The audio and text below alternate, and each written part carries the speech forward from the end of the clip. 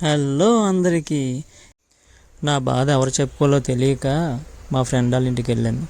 ఆడి దగ్గర ఏడ్చుకుంటూ నా బాధ చెప్పుకున్నాను. అరే, పొద్దున్నైతే సూర్యుడు, మధ్యాహ్నం అయితే ఈ ఎండ, నైట్ అయితే ఈ చంద్రుడు, రొటీన్ లైఫ్ రా, చిరాకు వచ్చేస్తుంది, ఎక్కడికైనా సరదాగా బయటికి వెళ్ళాలని ఉంది అని చెప్పాను. అప్పుడు వెంటనే ఆడు, సరే అయితే నా దగ్గర ఒక ఐడియా ఉంది, అక్కడికి వెళ్దాం అనేసి అన్నాడు. ఎక్కడికి రా అని నేను అడిగాను. అడిగితే, నువ్వు పొద్దున్నైతే సూర్యుడు, నైట్ అయితే చంద్రుడు, మధ్యాహ్నం ఎండ బోరు కొట్టేస్తుంది అన్నావు కదా, ఆ సూర్యుడినే కొత్తగా నీకు చూపిస్తాను, పదరా బయలుదేరదాం అనేసి అన్నాడు. వెంటనే పెట్రోల్ ఫుల్ ట్యాంక్ చేయించుకొని స్టార్ట్ అయిపోయామండి. ఎక్కడ కనుక్కున్నారు? మీ అందరికీ ఇష్టమైన డియోమలి. అది కూడా సాటర్డే ఈవినింగ్ 6 o'clock ఫిక్స్ అయ్యాం. నైట్ 9:30కి బయలుదేరాం. తెల్లవారు 11:30 కల్లా రిటర్న్ అయిపోయాం. ఇది షార్ట్ అండ్ స్వీట్ జర్నీ అండి. ప్రతి ఒక్కరూ తప్పకుండా ఈ జర్నీని ఎక్స్పీరియన్స్ చేయాలి. ఆ వ్యూని ఖచ్చితంగా చూడాలి. అక్కడ మస్ట్ అండ్ షుడ్గా సన్ రైజ్ అండి, ఒక రేంజ్లో ఉంటుంది. ఆ సన్ రైజ్ మాత్రం ఖచ్చితంగా చూడాల్సిందే. చూసిన వాళ్ళు లైఫ్లో ఎప్పుడూ మర్చిపోలేరు. అలాంటి ఎక్స్పీరియన్స్ ఉంటుంది. అంత జర్నీ చేసినప్పుడు మధ్యలో చిన్న బ్రేక్ కావాలి కదండి. అందుకే రాంభద్రపురం జంక్షన్లోని ఒక చిన్న బ్రేక్ ఇచ్చి కాసేపు అలా ముచ్చట్లు పెట్టుకొని ఆ తర్వాత మళ్ళీ చెలో డియోమలి అనుకుంటూ స్టార్ట్ అయిపోయాం. ఈ జర్నీ స్టార్ట్ అయినప్పటి నుంచి ఎప్పుడు వస్తుందా అని చెప్పి చాలా ఎగ్జైట్మెంట్తో వెయిట్ చేసాం. కానీ మా ఇంటి దగ్గర నుంచి 110 kilometers డియోమలి అయితే మా డెస్టినేషన్ మేము రీచ్ అవ్వడానికి మీరు చెప్తున్నాము 4.5 hours పట్టింది టైం. అది ఎందుకు పట్టిందో మీకు చెప్తాను. ఈ వీడియో లాస్ట్ వరకు చూస్తే మీకే అర్థమవుద్ది. మేము తీసుకొచ్చిన బైక్స్ అయితే మేము ఎక్కలేమురా దేవుడు ఈ ఘాట్ రోడ్లు అని చెప్పేసి మారం చేసి ఆగిపోయాయి ఇంజిన్ వేడెక్కి. మా బళ్ళుని కొంచెం కూల్ చేసి కొంచెం సరదాగా అక్కడే ఆడుతూ పాడుతూ టైం స్పెండ్ చేసి ఆ తర్వాత మళ్ళీ అక్కడి నుంచి స్టార్ట్ అయ్యాం. మీరు చెప్తే నమ్మరు కానీ రోడ్డు ఏదైతే ఉందో ఆ ఘాట్ రోడ్డు వరస్ట్ ఎక్స్పీరియన్స్. అస్సలు బాగోలేవు రోడ్లు. ఆ ఘాటి కూడా చాలా ఘోరాతి ఘోరంగా ఉంది. రోడ్డు చాలా చిన్నగా ఉన్నాయి. అసలు లైఫ్లో మర్చిపోలేని ఎక్స్పీరియన్స్ అనమాట అది. అసలు అది మా మిస్టేకే. ఎందుకంటే మేము తీసుకోవాల్సిన వే ఒకటైతే మేము రాంగ్ రూట్లో వెళ్ళామన్నమాట.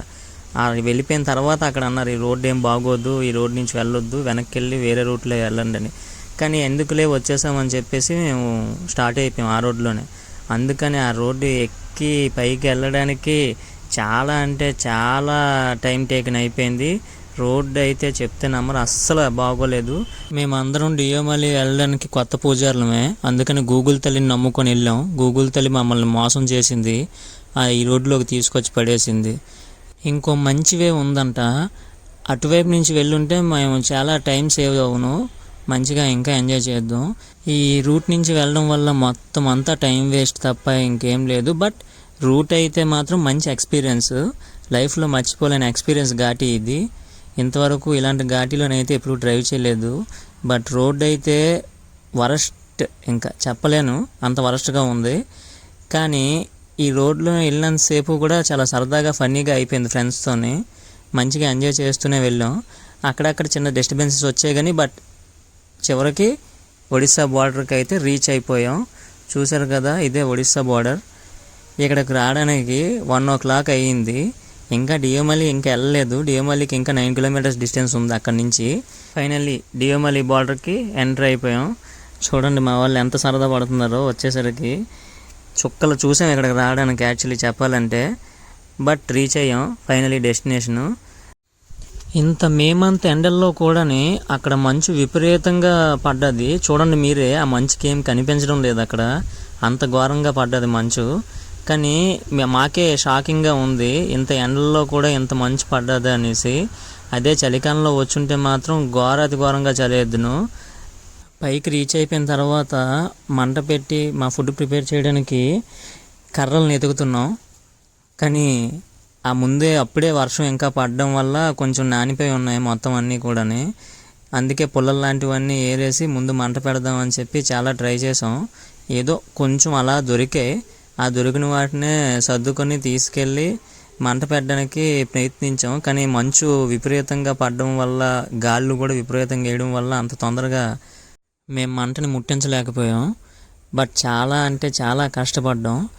ముట్టించడానికి. చూడండి మా అవస్థలు ఎంత కష్టపడ్డామో మీకే తెలుస్తుంది చూస్తే. మా వాళ్ళందరూ చాలా ప్రయోగాలు చేశారు మంట పెట్టడానికి, కానీ ఏ ఒక్కటి వర్కౌట్ అవ్వలే. మేము ఈ స్పాట్కి రావడానికి ముందే బాగా ఎక్కువగా వర్షం పడ్డది, దానికి తోడు ఇంకా చలి కూడా విపరీతంగా వేయడం వల్ల కర్రలు అన్నీ నానిపోయి ఉన్నాయి. అందువల్ల మంట ఏ విధంగా ప్రయత్నించినా మంట పెట్టడం అవ్వలేదు. చూడండి మీరే మా వాళ్ళ అవస్థలు ఎలా ఉన్నాయో ఇక్కడికి వచ్చిన తర్వాత ఆ మంట పెట్టడానికి నా అవస్థలు పడాల్సి వస్తుందో.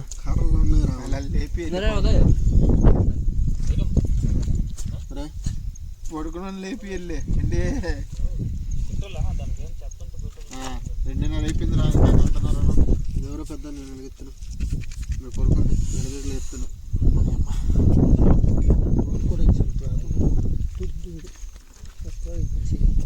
మేము అక్కడికి వెళ్ళేటప్పుడు వర్షం పడుతుందేమో అని చెప్పి చాలా భయపడ్డాం. బట్ మంచి షెల్టర్ అయితే దొరికింది. వర్షం పడుతుందేమో అని చెప్పి టెంట్ పట్టుకుందాం అనుకున్నాం, బట్ మర్చిపోయి వచ్చేసాం అందరంని.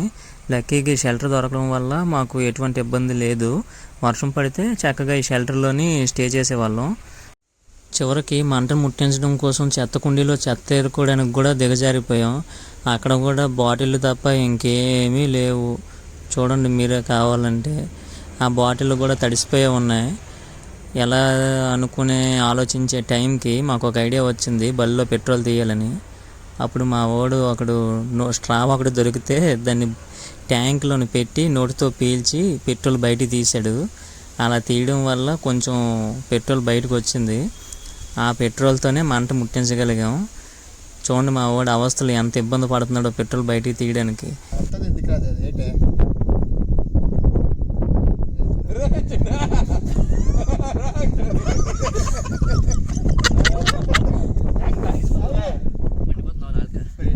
వాటర్ బాటిల్ తెచ్చాను. వద్దు రే మరి తీకి చాలది.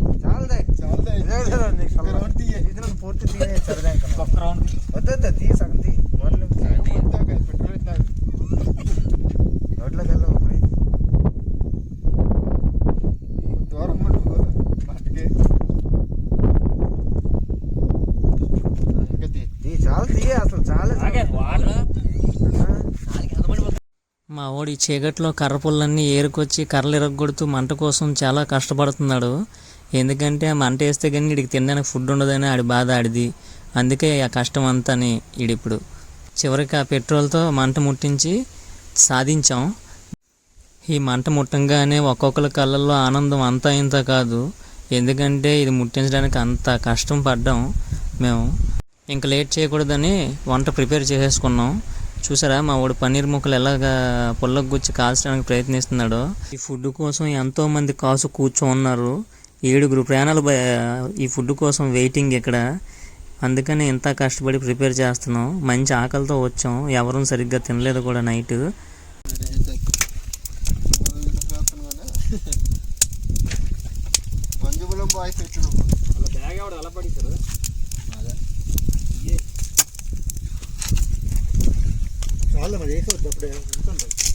భూతంలా కనిపిస్తున్నావురా.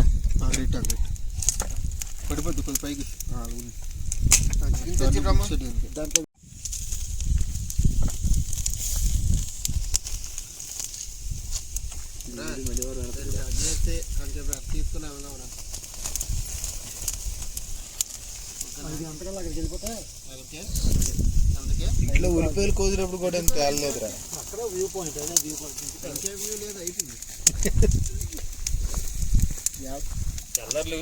చూస్తే చాలు అన్న పైన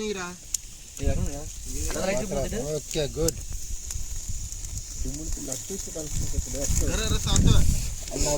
మా వంట కష్టాలు చూడండి. పన్నీర్ కొంచెం లైట్గా మాడింది, అంటే లైట్గా ఏం కాదనుకోండి, కొంచెం ఎక్కువే. అయినా తప్పదు మరి, తినాలి కదా. ఏదో మా కుక్ ఈయనే వండుతున్నాడు ఆ చికెన్. వండినటువంటి చికెన్ పన్నీరు రెండు కూడా అందరం సమానంగా సర్దుకొని ఏ తగువ లేకుండా చెరుకు మొక్క తీసుకొని ప్రశాంతంగా లైట్గా ఫుడ్ తీసుకొని తినేసి కాసేపు అలాగా ఆడుతూ పాడుతూ రెస్ట్ తీసుకున్నాం. మా వాడి చికెన్ పొలంలోకి గుచ్చి కాల్చడానికి బాగా చిరాకు ఎక్కువైపోయినట్టుంది. అందుకే చిరాకు వచ్చి మొత్తం ఈ చికెన్ అంతా తీసుకెళ్ళి మంటల్లో ఎదుగో కాలిని బొగ్గుల్లో పడేశాడు. చూడండి మీరే, అలాగే తగలేసాడు. వాటిని. కానీ టేస్ట్ మాత్రం చాలా బాగా వచ్చింది, మంచిగా ఎంజాయ్ చేస్తూ తిన్నాం. చూడండి ఆడ అవస్థలు ఎలా ఉన్నాయో. రీల్స్ చేద్దాం.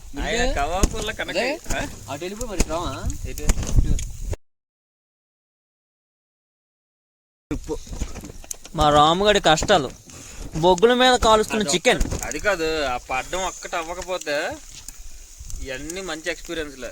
మనం ఒకసారి వచ్చాం కదా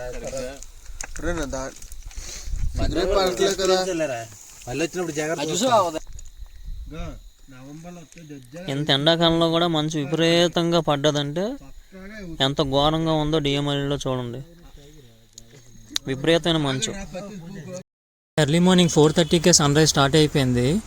అందుకని మేము వెంటనే అక్కడి నుంచి బయలుదేరిపోయాం స్పాట్కి వెళ్ళడానికి. అక్కడ అదిగోండి కనిపిస్తుంది కదా లైటింగ్, అది ఆ ఏరియాకి వెళ్ళాలి ఇప్పుడు మేము ఇక్కడి నుంచి స్టార్ట్ అయ్యి. అందుకే గబగబా మొత్తం అంతా తినేసి సర్దుకొని ఇంకా బైక్ స్టార్ట్ చేసి రెడీ అయిపోయాం వెళ్ళడానికి. ఎండాకాలం అవడం వల్లనేమో ఇంత తొందరగా సన్ రైజ్ స్టార్ట్ అయిపోయింది. చూడండి ఎంత అద్భుతంగా ఉందో, చాలా బాగుంది. నేను ఫస్ట్ టైం సన్ రైజ్ చూడడం. మనం ఎప్పుడూ లెగిసేసరికి మార్నింగ్ 7-7:30 అయిపోద్ది. ఆ టైంలో సన్ రైజ్ అయిపోయి ఆల్రెడీ ఎండ కూడా విపరీతంగా కాసేస్తుంటుంది. కానీ ఫస్ట్ టైం సన్ రైజ్ చూడడం ఇదేని చాలా అంటే చాలా నాకు బాగా నచ్చింది. పైకి వచ్చేసాం. లాస్ట్కి పైకి వచ్చిన తర్వాత చూడండి మా వాళ్ళు ఫోటోలకు ఫోజులు ఇస్తూ సరదాగా ఎంజాయ్ చేస్తున్నారు వీళ్ళిద్దరు బ్రదర్స్ కూడా. నీ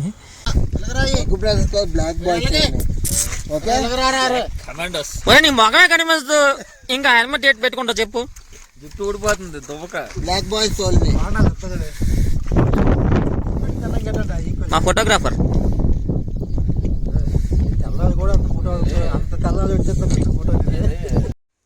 ఈ ఏరియాకి వచ్చి ఇక్కడ నుంచి సన్ రైజ్ చూస్తే చాలా అంటే చాలా బాగుంటుంది. ఇంకా తెల్లవారలేదు, లైటింగ్ రాలేదు. లైటింగ్ వస్తే మీకు ఈ చుట్టుపక్కల ఏరియా ఎలా ఉంటుందో, మీకు ఎంత బాగుంటుందో కనిపిస్తుంది. ఇటు చూడండి ఇది ఎలా ఉందో, అచ్చం చూడడానికి రాజమౌళి సినిమాలో గ్రాఫిక్స్ లాగే కనిపిస్తుంది, అంత బాగుంది. ఈ హైట్లో నిలబడి ఇక్కడి నుంచి డైరెక్ట్ సన్ రైజ్ చూస్తే లైఫ్లో ఇది మెమరబుల్ థింగ్ అయిపోద్ది, అంత బాగుంటుంది సన్ రైజ్ ఇక్కడి నుంచి చూస్తే. ఇది చాలా హైట్లో ఉంది ఈ ఏరియా. ఇక్కడ నుంచి సన్ రైజ్ చూడడం అనేది ఒక బెస్ట్ వ్యూ పాయింట్. ఇది చూడండి మీరే. లైఫ్లో ఒక్కసారన్నా సరే ఈ డియోమలికి ఖచ్చితంగా సన్ రైజ్ చూడడానికైనా రావాలి, అంత బాగుంటుంది ఇక్కడ సన్ రైజ్ అనేది. మీరు ఎప్పుడైనా వచ్చుంటే కింద కామెంట్ సెక్షన్లో కామెంట్ చేయండి, నేను కూడా చూస్తాను ఎంతమంది వచ్చారో ఏంటనేది. చూసారా మా వాళ్ళు సరదా ఇక్కడ నిలబడి మామూలుగా ఎంజాయ్ చేయడం లేదు, అంత బాగా ఎంజాయ్ చేస్తున్నారు. ఎందుకంటే మేము ఎప్పుడు అరకు అటు సైడ్ చాలా ఏరియాలు తిరిగాం కానీ ఎప్పుడు డియోమలి అనేది రాలేదు, ఇదే ఫస్ట్ టైము. ఇంత బాగా నచ్చింది. మెయిన్ ముఖ్యంగా ఈ వ్యూ పాయింట్ అయితే సూపర్. ఇంకా నాకు గ్రాఫిక్సే గుర్తొచ్చింది, యాక్చువల్ గ్రాఫిక్స్ అని అనుకున్నాను, అంత బాగుంది. చూసారా ఎంత బాగుందో ఈ ఏరియా మొత్తం. ఇదంతని నాకు బాహుబలి సినిమాలో గ్రాఫిక్సే గుర్తొచ్చింది ఏరియా అలా చూడంగానే. ఆ మంచు, ఆ కొండలు చాలా అంటే చాలా బాగున్నాయి. చూసారా ఎంత బాగున్నాయో మంచు కొండలుని.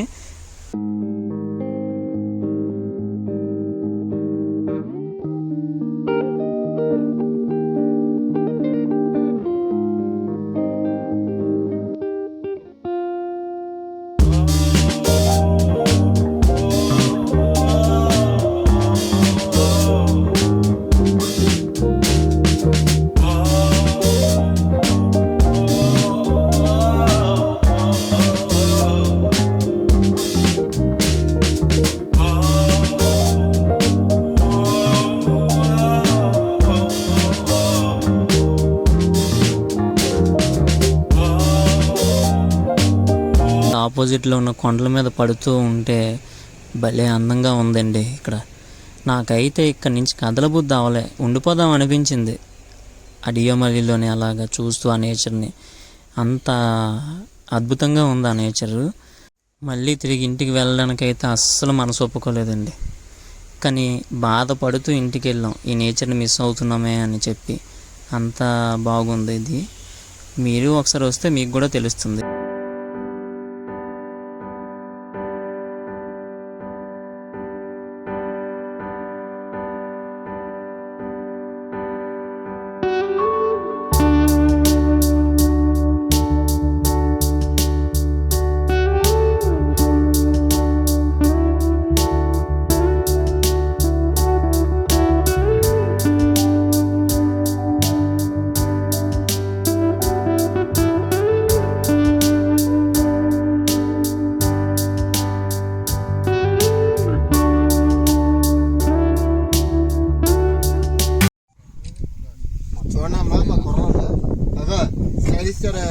మధ్యలో ఏరు చూడ దెంగి కిందకి గడ్డ ఉంది చూడ మధ్యలో చాలా పొలాలకి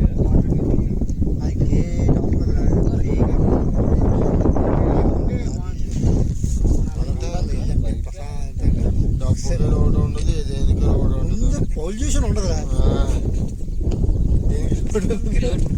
పొల్యూషన్ ఉండదు చూడు ఇంకా మంచు ఉందో చూడు అక్కడ కొండలోనే. ఇది డియోమరిలోని కాటేజెస్ అంట. లాక్ చేసి ఉంది డోరు. మేమైతే లోపలికి వెళ్ళలేదు, చూద్దాం అనుకున్నాం. వ్యూ అయితే బాగుంది లోపల. Okay welcome to Deomali. మట్టిగా నువ్వు ఆపడతావు ఆండా తీరా బాబు.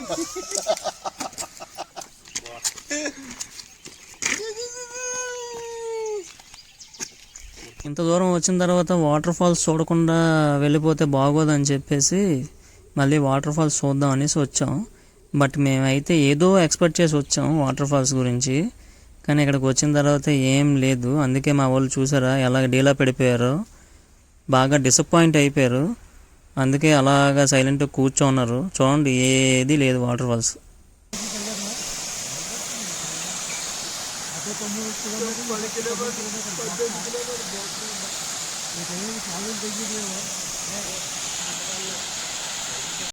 ఆ వాటర్ ఫాల్స్లోకి దిగుదాం అనేసి అనుకున్నాం. బట్ అక్కడ ఉన్న వాళ్ళు ఎవరు కూడా దిగొద్దు అని చెప్పేసి మమ్మల్ని వార్న్ చేశారు. ఎందుకంటే అక్కడ ఆల్రెడీ 2 దిగి చనిపోయారంట. అందుకని మమ్మల్ని కూడా దిగొద్దు అని చెప్పేసి చాలామంది చెప్పారు. అక్కడ నుంచి వాటర్ ఫాల్స్ సరిగ్గా కనిపించలేదని చెప్పేసి సైడ్కి వచ్చి సైడ్ నుంచి చూడడానికి ప్రయత్నించాం. వెళ్ళాం, బట్ అక్కడ నుంచి చూసిన వాటర్ అంత అయితే ఏం లేదు. సమ్మర్ అవడం వల్ల అనుకుంటా పెద్దగా వాటర్ అయితే ఏమీ ఫ్లో లేదు. బట్ రైనీ సీజన్లో అయితే ఖచ్చితంగా వాటర్ ఎక్కువగా ఉంటుంది. ఎందుకంటే మేము రైనీ సీజన్లో రాలేదు ఎప్పుడుని. దారిలో వెళ్తుంటే పనసకాయల చెట్లు చాలా కనిపించాయి. అందులో ఒక చెట్టుకి ఒక మంచిగా ముగ్గిన పండు ఒకటి కనిపించింది. అది తెంపడానికి ఒకరిని పైకి ఎక్కించాం. చూడండి ఎలా తెంపుతున్నాడో దాన్ని. పక్కన ఎవరైనా చూస్తే మళ్ళీ ఏమనుకుంటారో, తిడతారేమో అనేసి, ఎందుకంటే మనకు తెలియని ఊరు కాబట్టి ఇది భయపడుతూ తెంపాం. మొత్తానికి ఏమైతే ఉందో అలాగా 2 చెట్లకి 2 పనసకాయలు దొంగేసేసాం. మా వాడి కాయ తెంపిన తర్వాత దిగడానికి అన్ని అవస్థలు పడలేదు. చూస్తే నాకు నవ్వు మామూలుగా ఆగలేదు. మీరే చూడండి ఎన్ని అవస్థలు పడ్డాడో.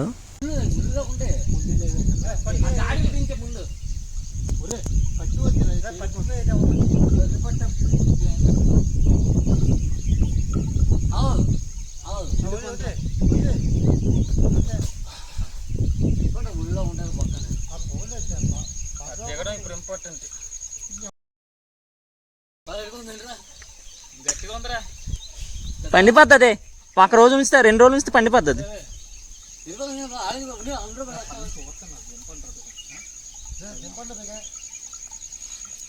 ఉదయం దీపా దూకే